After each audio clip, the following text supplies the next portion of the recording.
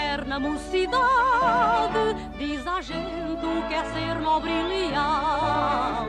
Teu pendão leva ao escudo da cidade, que na história deu o nome a Portugal. Oh, campeão do teu passado, teu livro de honra, de vitória sem igual. Teu brasão, abençoado, tenho o teu corpo mais um arco triunfal. Porto, Porto, Porto, Porto.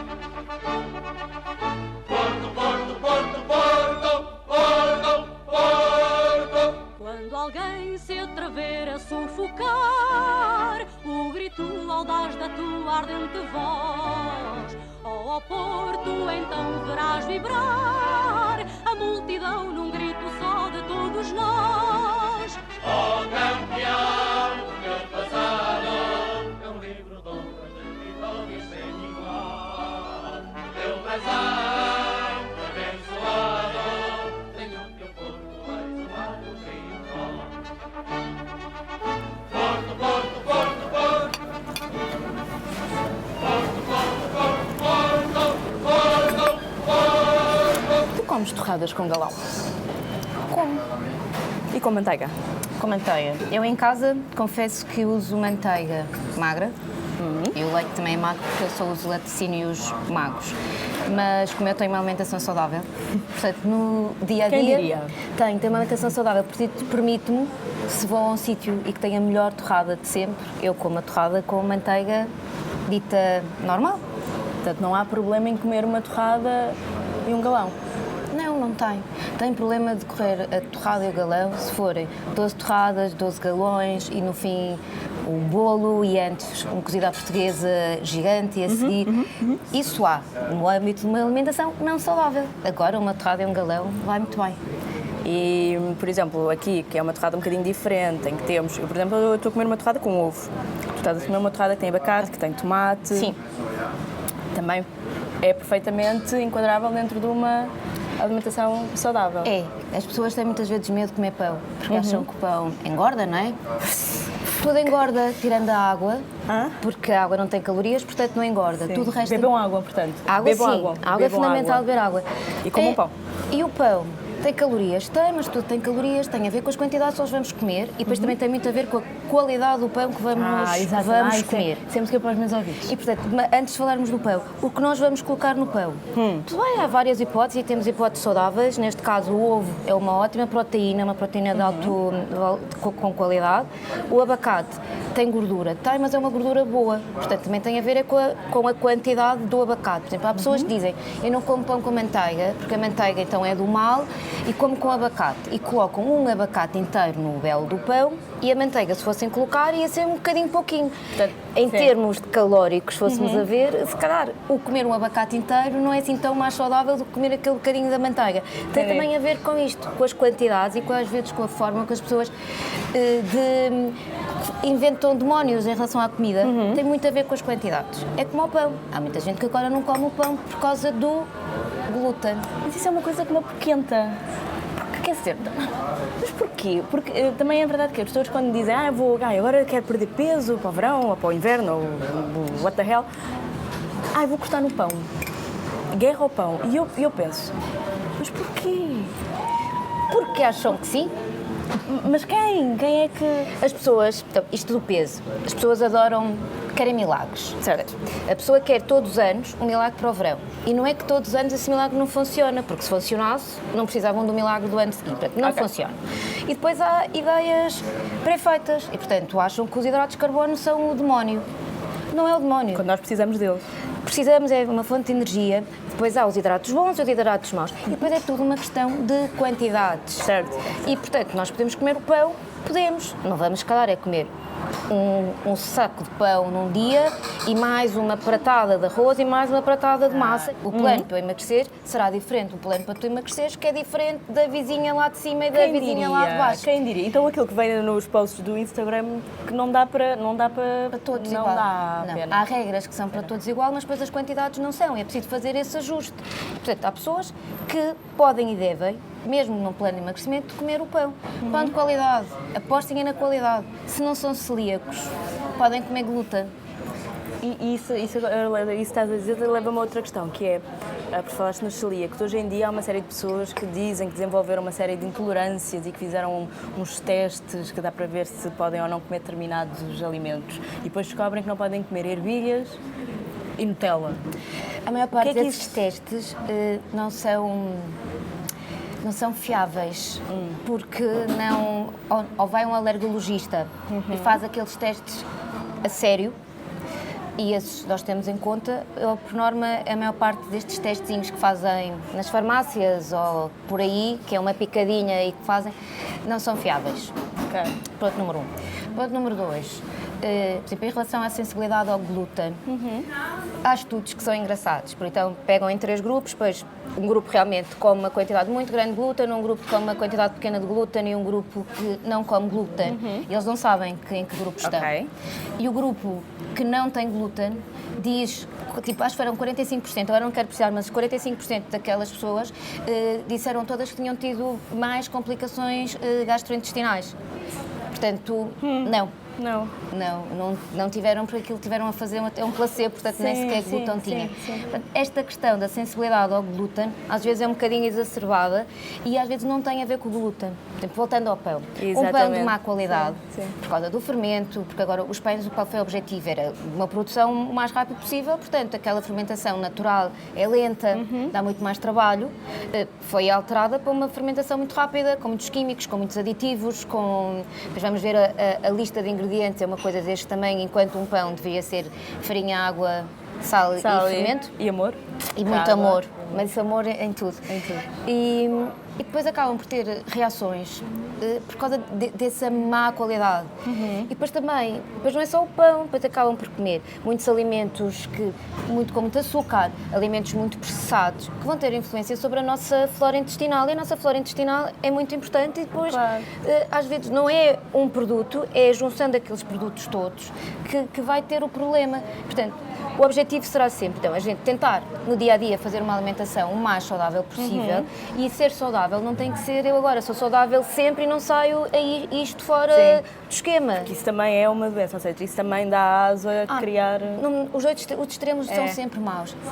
Há sempre aquelas pessoas que acham que não podem comer uma coisa saudável, porque não lhes vá fazer aqui mal alguma coisinha, e que ficam quase orgulhosos de ter aquelas análises todas alteradas, ficam orgulhosos. Uma vez perguntaram-me se eu tinha remorsos depois de comer uma torrada. Só se fosse remorsos para ela não ser boa, aí eu também ficava. Não, mas eu acho que era mais porque era grande ou porque tinha muita manteiga e pronto, tu conheces-me, sabes que eu gosto de torrada com muita manteiga. Mas perguntaram-me se eu sentia remorsos e eu, remorsos? Não, eu fiquei feliz. Pronto. Só que eu acho que as pessoas depois desenvolvem aqui os tais demónios, estavas a falar há bocadinho, as pessoas desenvolvem aqui uns medos, umas fobias, porque ser saudável também está na moda, de certa forma. Sim, não há mal nenhum, mas...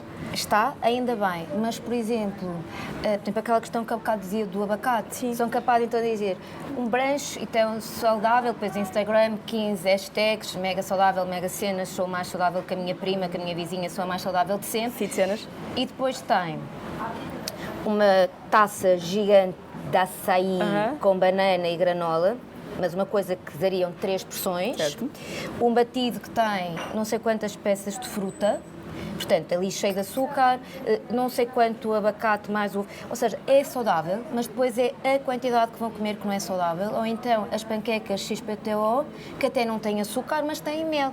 O mel é açúcar, é açúcar. E depois eu tenho um açúcar peneirado por cima para ficar bonito. E, portanto, vamos ter atenção ao que é saudável e as quantidades que nós vamos comer. Um alimento é saudável ou não também pelas quantidades que nós comemos. E ter muito isto em conta. É como a fruta é saudável? É. Mas, por exemplo, uma porção de fruta, normalmente, dependendo do tipo de fruta, pode ser metade da peça de fruta. E mas há pessoas que gostam de comer muita fruta, porque a fruta faz muito bem. Faz muito bem. Tem muita vitamina, muito sal mineral.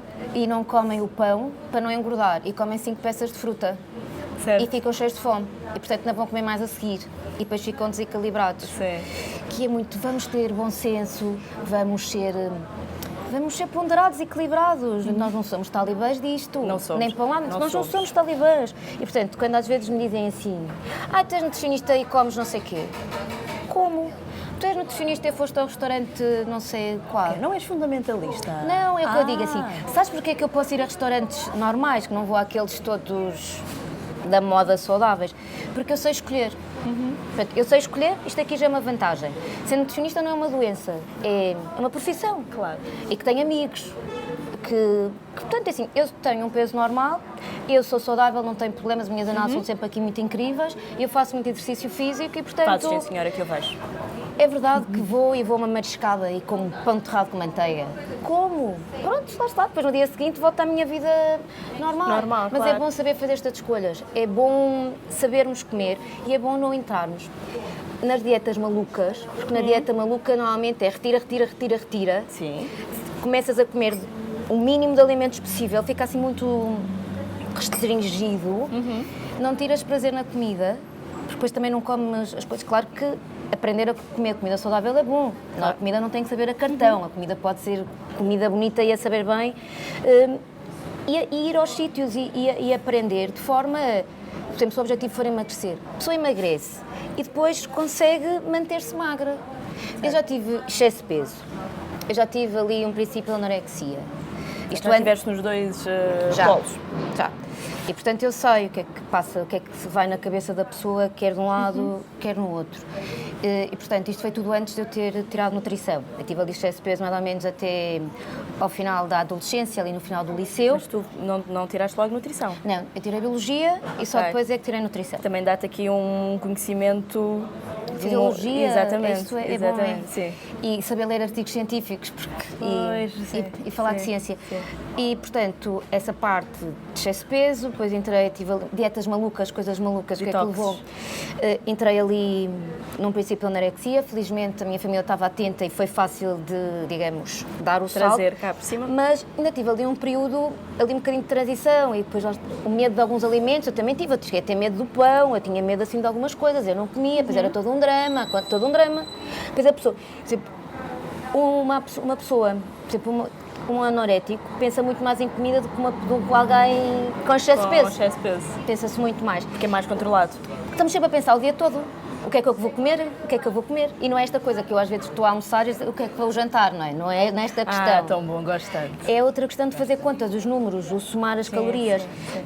Mas é importante saber comer. Mas as pessoas querem milagres, as pessoas querem tudo para ontem, as pessoas adoram que alguém lhes diga, sem esforço nenhum, porque as pessoas não querem mudar. Sim, ou em numa semana 7 quilos.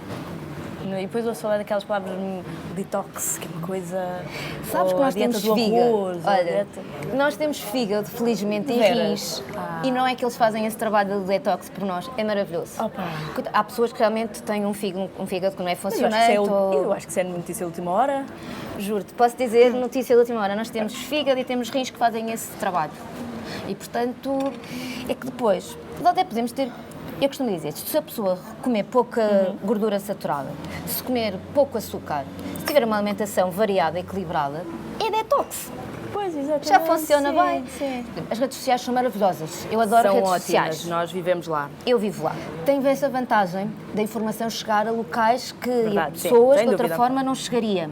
Nunca na vida se falou tanto sobre nutrição, sobre comida, e nunca na vida se passou tanta informação errada. Porque toda a gente come.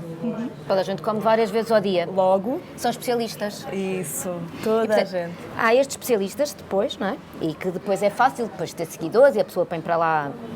Eu às vezes lá eu vejo pequenos almoços, estão ditos hashtag saudável, eu penso, se isto é para emagrecer, comam isto, vocês vão ver os 10 quilos a mais que vão ter daqui a uns meses. Ou então, alguém que para ela até é saudável, porque realmente treina 20 horas por dia, não pode dizer que isto é saudável para toda a gente. Porque não é. Certo, porque alguém certo, que treina 2 dias por semana ou que não treina, come aquilo e engorda. Portanto, vamos a ter aqui um bocadinho de noção. E depois também e estas pessoas já são problemáticas. Sim. E porque depois chegam mais consultas pessoas que eu às vezes agora penso... Há coisas que eu sei, né, que foram buscar aquelas ideias, mas que de onde é que isto vem? É que nem sequer, porque às vezes há aqui mitos e situações que são fáceis de perceber de onde é que aquilo vem, mas outras é mesmo, desculpe, mas quem é que disse isso? de onde é que isto vem? É da internet. A internet lá está, um sítio Da maravilhoso. internet. Um sítio maravilhoso. E também depois acontece, há alguns profissionais da área que também, não sei, ou porque facilitismo, por causa de ganhar mais dinheiro, não sei, ou então mesmo por incapacidade técnica, Certo. também veiculam informação que é errada e alimentam mitos e alimentam questões. Alguns, tanto faz como se me deu, porque aquilo também não faz bem nem mal, portanto Certo. a pessoa que faça. O problema são aquelas questões que podem realmente fazer mal à pessoa. Porque, e aqui ajuda-me porque é a mesma dúvida que eu tenho. Os nutricionistas, cada um pode ter uma abordagem um pouco diferente, Podemos? não é? Ou seja, não tem só que ver com o paciente, ou seja, mas pode ter uma abordagem diferente. Por exemplo, não sei, pode haver um nutricionista que diga, ou que seja vegetariano e que, não vou dizer que vai obrigar os seus pacientes a serem vegetarianos, mas que podem, se calhar, sugerir que optem por ingerir menos carne ou peixe, não sei.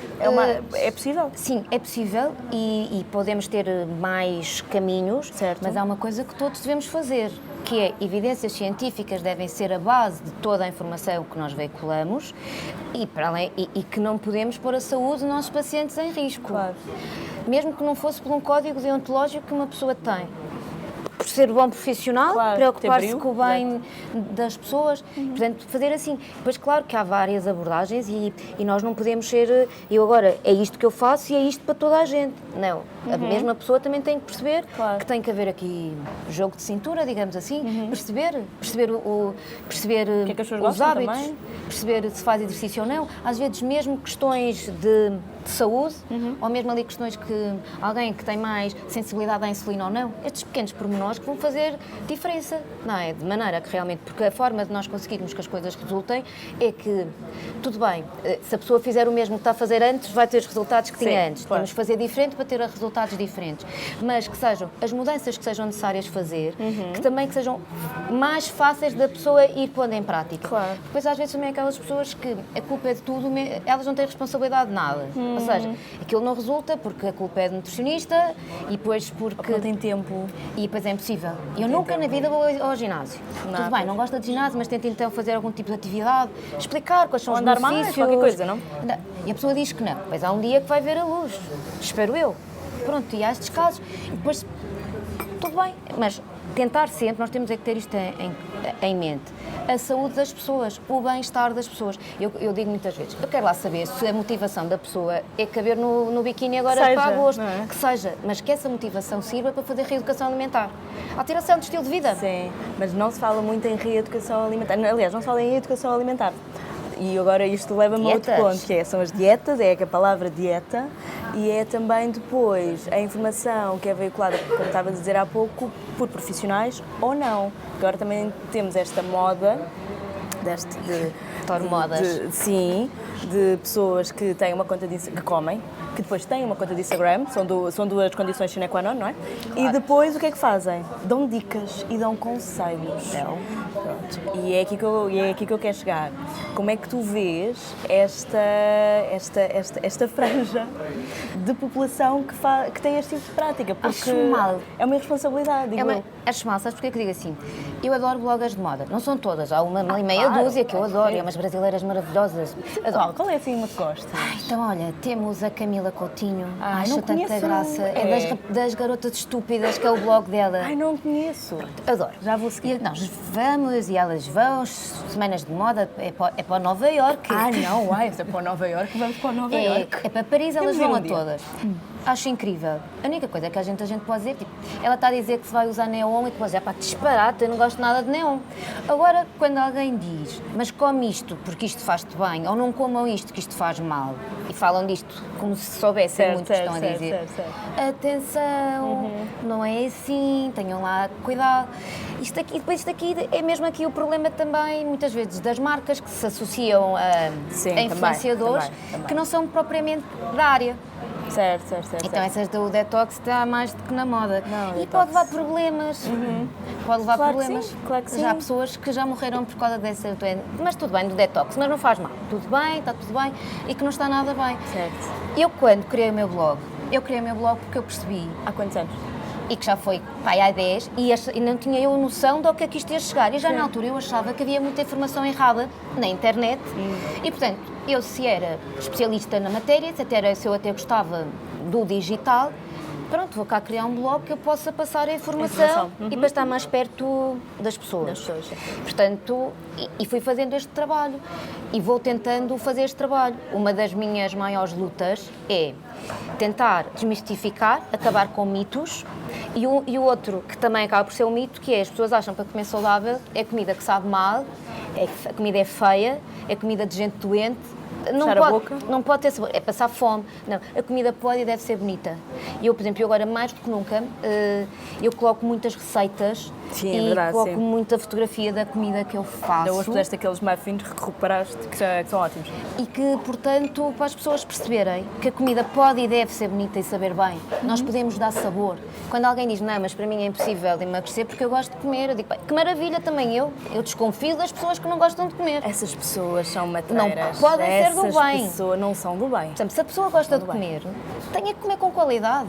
Não tem que comer com quantidade. Não tem que ser a pescada cozida com a batata e o ovo. Quer dizer, se souber bem, tudo maravilha. Bem, mas se não podemos mas fazer se várias não gosta, coisas. Não é? Porque insistir. E podemos cortar a gordura e dar sabor de outra forma, da mesma forma que podemos cortar no açúcar para cozinharmos, se a gente gosta de sabor doce, e apostar na stevia, que é uma boa opção e que não há cá problemas de saúde, é muito mais saudável que o açúcar. Podemos e devemos fazer esta aposta. E há alimentos que as pessoas dizem, isto agora também é uma moda, porque aqui há uns anos não se comiam sementes. Sim, mas isto aqui também às vezes não é bem moda, é porque se calhar há uns anos na Europa não havia as sementes, porque eram consumidos noutros países, há muita... E portanto, entretanto, foi este conhecimento foi de agora, e só agora é que nós sabemos os benefícios. Mas depois é novamente a questão da quantidade, é que as pessoas depois põem pasadas de sementes de girassol. Sementes de chia faz bem, chia. Vai e depois, e tal, que me senti mal, fui para o hospital. Pois foi porque era uma colher de sopa. Pois. Foram 12. Não. Porque acham que é cumulativo. Que é, se uma colher faz bem, 12... 12 faz milagres. Muitos milagres. Portanto, esta questão. Depois também há outras questões, que é... mas então... Mas o nutricionista há 2 anos disse uma coisa e, tipo...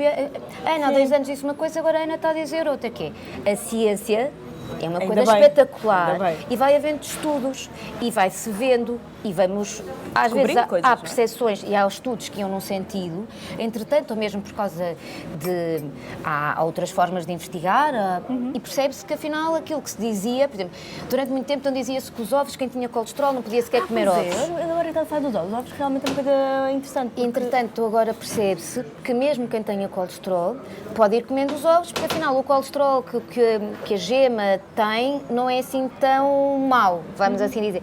Pronto, e há estas questões nós temos que ver e pronto, e tentando a pessoa estar atenta, saber ler ciência, não é? Às vezes o estudo até é bom, mas depois há uma leitura enviesada.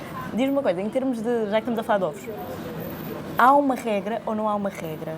Isto também vai depender de pessoa... Mais uma vez, ok. Alguém que não tenha problemas nenhum de saúde até pode comer ovos todos os dias. Certo, sim. Por exemplo, assim, o conselho que dou assim mais prático, normalmente é 1 por dia.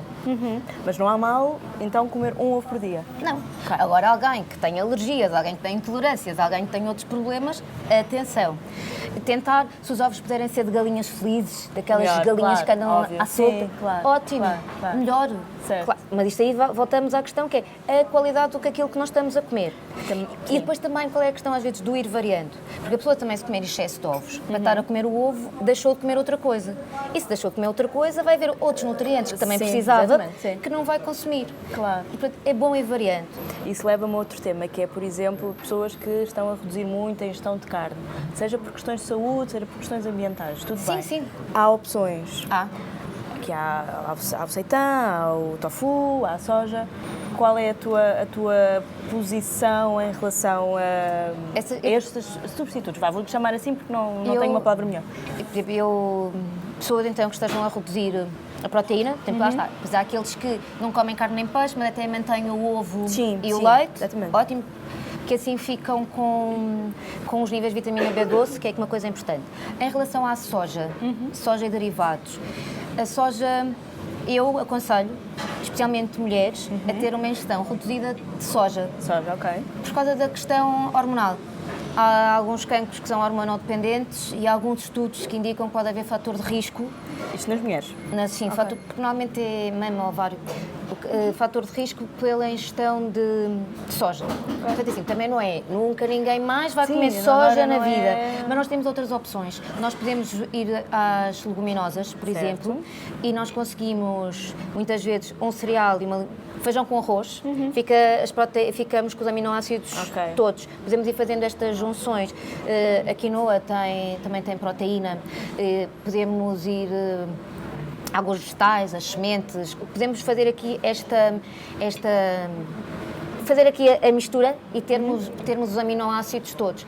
Alguém que não coma de todo proteína de origem animal tem que fazer suplementação de vitamina B12 pelo menos. Tem que ter isso em conta. Depois, pronto, pode ter...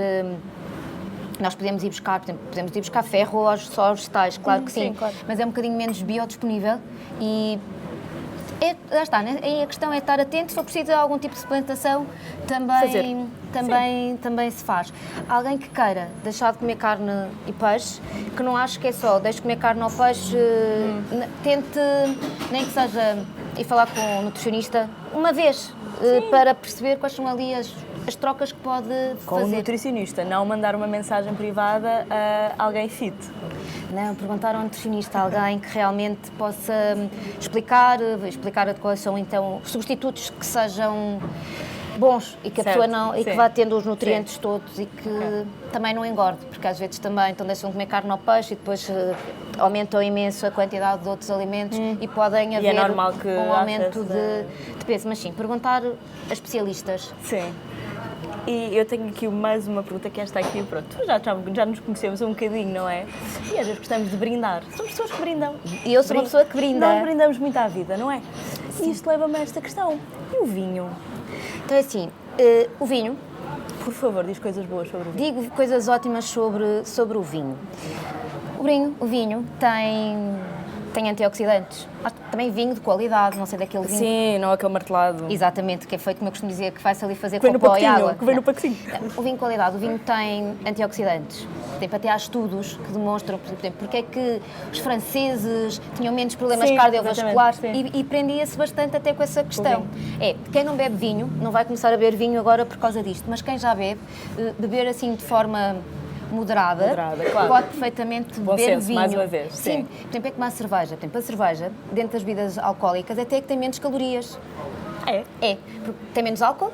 Certo. Uma grama de álcool tem 7 calorias. Portanto, tendo menos álcool, tem menos calorias. Tem muita água, tem sais minerais.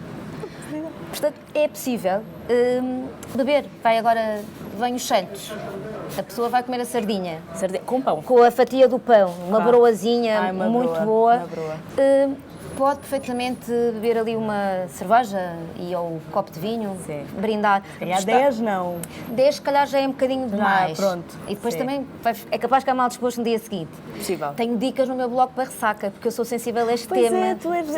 Tu já escreveste sobre ressaca. Várias vezes. Partilha uma dica. O beber muita água é uma coisa maravilhosa logo de véspera. Para preparar. Para ajudar, porque o que acontece a ressaca é que o corpo desidrata. Ok. E, portanto, aquilo ajuda a não desidratar. Depois, dependendo do tipo de pessoas, depois há aquelas pessoas que, comer fruta vai ajudar, por causa até da vitamina. Okay. Outras pessoas precisam mesmo de hidratos de carbono e gordura. Por exemplo, um ovo com o pão, uma torrada com este, podia ser uma boa opção. É? Okay. Há pessoas que o truque é não comam então, fiquem quietos, sossegados, vão bebendo água, entretanto o corpo vai desintoxicar um bocadinho, depois voltem a... Com a ajuda do fígado e do rim que temos. E fazer as coisas assim, na boa. Os espargos podem ser uma boa opção, o arroz. Sim. Uma coisa. O andar a pé. Um exercício ligeiro também pode ser bom aqui para a ressaca. Mas, por exemplo, eu às vezes fotografo o meu frigorífico e mostro as coisas que eu tenho no frigorífico. Pois é, tu fazes isso. Claro que depois tenho 500 mensagens no Instagram a dizer e tem vinho, e tem champanhe, eu vi. E eu pensar, eu não estou a esconder, mas eu não estou a esconder, isto está ali. Ele existe, faz parte da minha vida, não é? Olha, eu vou ao ginásio, eu como bem.